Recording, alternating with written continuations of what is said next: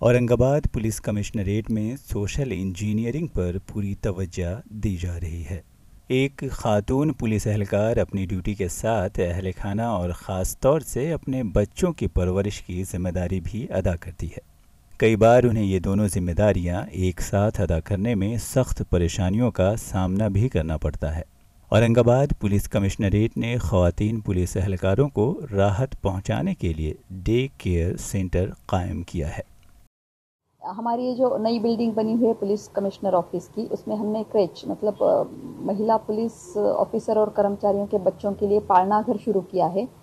Day care centre उसे बोल सकते हैं। इसमें हमारी केयर टेकर जो है एलपीसी ही रहेगी और 1 साल से लेकर 8 साल तक जिनके बच्चे हैं और वो वर्किंग वुमन है, हमारी लेडी ऑफिसर या कर्मचारी है जो अपने बच्चों को साथ लेके नहीं आ सकती या उनको घर पे संभालने के लिए भी कोई नहीं है, ऐसे बच्चों के लिए हमने यहाँ पे डे केयर सेंटर शुरू किया है। ऐसा कहा जा रहा है कि इस डे केयर सेंटर की वजह से उन्हें राहत मिलेगी, क्योंकि अब उन्हें अपने बच्चों के लिए ज़्यादा फिक्रमंद नहीं होना पड़ेगा। औरंगाबाद से ईटीवी भारत के लिए इसरार चिश्ती की रिपोर्ट।